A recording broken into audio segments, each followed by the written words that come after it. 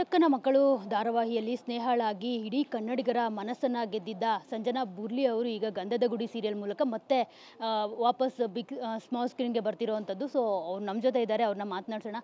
Hi, ನಿಮ್ಮದು ಪುಟ್ಟಕ್ಕನ serial ಏನಿದೆ, so ಅದು ಲೈಕ್ ನಿಮ್ಮ ಕ್ಯಾರೆಕ್ಟರ್ ಹೆಂಗಿದೆ ಅಂತಂದರೆ ಯಾರೂ ಮಿಸ್ ಮಾಡ್ಕೊಳ್ಳೋಕ್ಕೆ ಚಾನ್ಸೇ ಇರಲಿಲ್ಲ. ನೀವು ಆ ಸೀರಿಯಲ್ನಿಂದ ಹೋಗ್ತಾ ಇದ್ದೀರಾ ಅಂತ ಅಂದಾಗ ತುಂಬ ಜನ ಲೈಕ್ ಯಾಕೆ ಹೋಗ್ತಿದ್ದಾರೆ, ಯಾಕೆ ಇವ್ರು ಈ ಥರ ಡಿಸಿಷನ್ ತೊಗೊಂಡ್ರು, ಕಂಟಿನ್ಯೂ ಮಾಡಬೇಕಾಗಿತ್ತು ನಿಮ್ಮ ಕ್ಯಾರೆಕ್ಟರ್ನ ಅಂತ ತುಂಬಾ ಎಲ್ಲರೂ ಅಪ್ಸೆಟ್ ಆಗೋಗ್ಬಿಟ್ಟಿದ್ರು.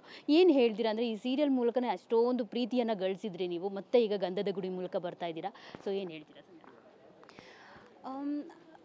ಎಸ್, ನಾನು ಪುಟ್ಟಕ್ಕನ ಮಕ್ಕಳು ಧಾರಾವಾಹಿಯಿಂದ ತುಂಬಾ ಪ್ರೀತಿ ಸಿಕ್ತು ನನಗೆ. ಕರ್ನಾಟಕಾದ್ಯಂತ ಒಂದು ಪಾತ್ರಕ್ಕೆ, ಸ್ನೇಹ ಅನ್ನೋ ಪಾತ್ರನ ತುಂಬ ಪರ್ಸ್ನಲಾಗಿ ತೊಗೊಂಡ್ಬಿಟ್ಟಿದ್ರು ಜನ.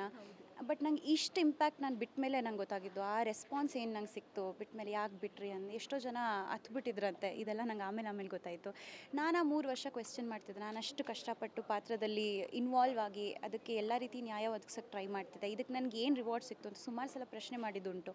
ಅದಕ್ಕೆಲ್ಲ ನಂಗೆ ಉತ್ತರ ಸಿಕ್ತು ಆಮೇಲೆ ಜನರು ಪ್ರೀತಿ ಮೂಲಕ. ಆ್ಯಂಡ್ ಈಗಲೂ ಕೂಡ ನೆನೆಸ್ಕೋತಾರೆ. ಇಷ್ಟು 1 ವರ್ಷ ಆದಮೇಲೂ ಈಗಲೂ ನೆನೆಸ್ಕೋತಿದ್ದಾರೆ. ಸೊ ದೇವ್ರ ದಯೆ ಅಂತ ಹೇಳ್ಬೋದು. And that is the reward for efforts of N actor ಅಂತ ಹೇಳ್ಬೋದು.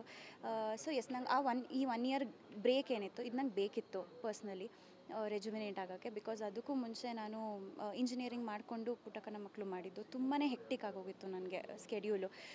ಸೊ ಆ ರೀತಿಲಿ ನನಗೆ ಮೆಂಟಲಿ, ಫಿಸಿಕಲಿ ಎಲ್ಲ ಬ್ರೇಕ್ ಬೇಕಿತ್ತು.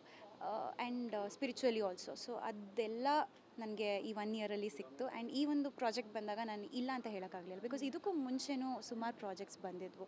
ಬಟ್ ಯಾವುದೂ ನನಗೆ ಅಷ್ಟು ಸ್ಟ್ರಾಂಗಾಗಿ ಇಲ್ಲ ನಾನು ಮಾಡಲೇಬೇಕು ಅಂತ ಅನಿಸಿದ್ದಿಲ್ಲ. ಬಟ್ ಶ್ರೀಗಂಧದ ಗುಡಿ ಬಂದಾಗ ಟೈಟಲು ನಂಗೆ ಗೊತ್ತಿರಲಿಲ್ಲ. ಬಟ್ ಕತೆ ಮತ್ತು ಪಾತ್ರ ಕೇಳಿನೇ ನನಗೆ ಇಲ್ಲ, ಇದು ಮಾಡಬೇಕು, ನಾನು ಮಾಡಲೇಬೇಕು ಅಂತ ಅನಿಸ್ತು, ಗಟ್ ಫೀಲಿಂಗ್. ಆ್ಯಂಡ್ ಆಮೇಲೆ ಟೈಟಲ್ ಕೇಳಿದ್ಮೇಲೆ ಇನ್ನೂ ಖುಷಿಪಟ್ಟೆ, ಇಲ್ಲ ಒಳ್ಳೆ ನಿರ್ಧಾರ ಅಂತ.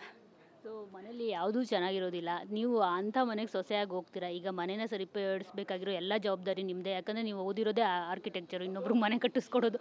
ಸೊ ನಿಮ್ಮ ಮನೆಯೇ ಈ ಥರ ಇದೆ ಎಂದಾಗ ಎಷ್ಟು ಜವಾಬ್ದಾರಿ ಇದೆ ಸಂಜನಾ. ನನಗೆ ಕನಸುಗಾರ ಮೇ ಬಿ ಆ ಸಿನಿಮಾ ನೋಡ್ದಂಗೆ ಆಯಿತು. ಅದರಲ್ಲಿ ಕಿಟಕಿ ಥರ ಇದೆ, ಆದರೆ ಕಿಟಕಿ ಮಾತ್ರ ಅಲ್ಲ ಅನ್ನೋ ಡೈಲಾಗ್, ಆ ಥರದ್ದೊಂದು ಸೀನ್ಗಳು ನೋಡ್ದಂಗೆ ಆಯಿತು ನಿಮ್ಮ ಸೀರಿಯಲ್. ಎಸ್ ಇಲ್ಲ, ತುಂಬಾ ಮಜವಾಗಿದೆ ಕತೆ ಆ್ಯಕ್ಚುಲಿ. ಸೊ ಒಂದು ಕಾಮಿಕಲ್ ಡ್ರಾಮಾ ಇದು. ಆ ಕಾಮಿಡಿ ಎಲಿಮೆಂಟ್ನ ನಾವೆಲ್ಲೂ ಬಿಡೋಕ್ಕಾಗಲ್ಲ, ಅದನ್ನ ಜೊತೆಲೇ ಕ್ಯಾರಿ ಮಾಡ್ಕೊಂಡು ಹೋಗ್ತೀವಿ. ಬಟ್ ಎಷ್ಟು ನಗಿಸ್ತೀವಿ ನಿಮ್ಮನ್ನ ಅಷ್ಟೇ ಅಳಿಸ್ತೀವಿ ಕೂಡ. ಎಮೋಷ್ನಲ್ ರೋಲರ್ ಕೋಸ್ಟರ್ ಥರ ಇರುತ್ತೆ. ಮತ್ತು ಕತೆ ನಂಗೆ ಅಷ್ಟು ಡೆಪ್ತಲ್ಲಿ ಗೊತ್ತಿಲ್ಲ, ಯಾವ ರೀತಿ ಬರುತ್ತೋ ನಾವು ಆ್ಯಕ್ಟರ್ಸಾಗಿ ಮಾಡ್ಕೊಂಡು ಹೋಗಬೇಕು.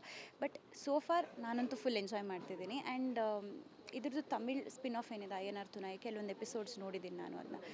ಅದನ್ನು ಕರ್ನಾಟಕದ ಸೊಗಡು ತಕ್ಕಂತೆ ಇವ್ರು ಅಡ್ಯಾಪ್ಟ್ ಮಾಡ್ಕೊಂಡಿದ್ದೀವಿ ನಾವು. ನಮ್ಮ ಆಡಿಯನ್ಸಿಗೆ ನಾವು ಏನು ಕೊಡಬೇಕು ಆ ರೀತಿ ನಾವು ಸ್ವಲ್ಪ ಅಲ್ಲಿ ಇಲ್ಲಿ ಚೇಂಜಸ್ ಮಾಡ್ಕೊಂಡಿದ್ದೀವಿ. ಸೊ ಅದು ಸಿಕ್ಕಾಪಟ್ಟೆ ಮಜವಾಗಿದೆ.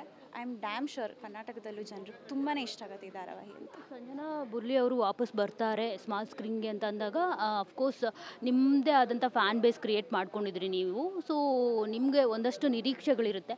ಸೊ ಈ ಒಂದು ಸೀರಿಯಲ್ನಲ್ಲೇ ಯಾಕೆ ಚೂಸ್ ಮಾಡಿಕೊಂಡ್ರಿ ನೀವು ಅಂತ? ಬಿಕಾಸ್ ನೀವು ಯಾವುದೇ ಪಾತ್ರದಲ್ಲಿ ಬಂದ್ರೂ ಜನ ಇಷ್ಟಪಡ್ತಾರೆ, ಆದರೆ ನಿಮ್ಮದೇ ಆದಂಥ ಒಂದಷ್ಟು ನಿರೀಕ್ಷೆನೂ ಇಟ್ಕೊಂಡಿರ್ತಾರೆ ನಿಮ್ಮ ಬಗ್ಗೆ. ಯಾಕೆ ಈ ಸೀರಿಯಲ್ ಚೂಸ್ ಮಾಡ್ಕೊಂಡ್ರಿ? ಬಿಕಾಸ್ ನನಗೆ ಗಟ್ ಫೀಲಿಂಗ್ ಇಲ್ಲ, ಇದು yes this is once in life time opportunity ಅಂತ ನನಗೆ ಇದಕ್ಕೆ ಅನಿಸಿದ್ದು. Because of the new concept. ಈ ಥರ ನೀವೆಲ್ಲೂ ಕನ್ನಡ ಧಾರಾವಾಹಿಲಿ ಈ ಕಾನ್ಸೆಪ್ಟ್ ನೋಡೇ ಇರಲ್ಲ.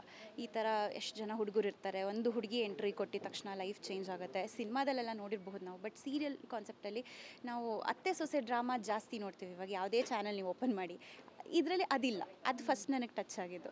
ಸೆಕೆಂಡ್ ಏನಂದರೆ, ನನಗೆ ಕಾಮಿಡಿ ನಾನು ಅಷ್ಟು ಮಾಡಿಲ್ಲ ಆ್ಯಕ್ಟರ್ ಆಗಿ. ಇದರಲ್ಲಿ ತುಂಬ ಕಾಮಿಕಲ್ ಡ್ರಾಮಾ ಇರೋದ್ರಿಂದ ನನಗೆ ನನ್ನ ಕಾಮಿಡಿ ಟೈಮಿಂಗ್ ಮೇಲೆ ವರ್ಕ್ ಮಾಡೋದಕ್ಕೆ, ಅದನ್ನ ಇಂಪ್ರೂವ್ ಮಾಡ್ಕೊಳ್ಳೋದಕ್ಕೆ ಅವಕಾಶ ಸಿಗುತ್ತೆ. ಒಂದು ಚಾಲೆಂಜಿಂಗ್ ಆಪರ್ಚುನಿಟಿನೂ ಇರುತ್ತೆ along with a super opportunity ಅಂತ ಅನಿಸ್ತು. So that was second strong reason. So ಈ 2 ರೀಸನಿಂದ ನನಗೆ ಎಸ್. ಆ್ಯಂಡ್ ಆಲ್ಸೋ ಎಲ್ಲ ಹುಡುಗರ ಮಧ್ಯದಲ್ಲಿ ಒಂದು ಹುಡುಗಿಯಾಗಿ ಪರ್ಫಾರ್ಮ್ ಮಾಡೋದಕ್ಕೆ, ಎದ್ದು ಕಾಣಿಸ್ಕೊಳ್ಳೋದಕ್ಕೆ ಒಂದು ಅವಕಾಶ ಸಿಗುತ್ತೆ. I will be the highlight. ಅದೆಲ್ಲ ಡೆಫಿನೆಟ್ಲಿ ಒಂದು ಆ್ಯಕ್ಟರಾಗಿ ನಾನು ಸ್ವಲ್ಪ ಆರ್ಟಿಸ್ಟಾಗಿ ಸೆಲ್ಫಿಶಾಗಿ ಯೋಚನೆ ಮಾಡಿಯೇ ಒಪ್ಕೊಂಡಿದ್ದು.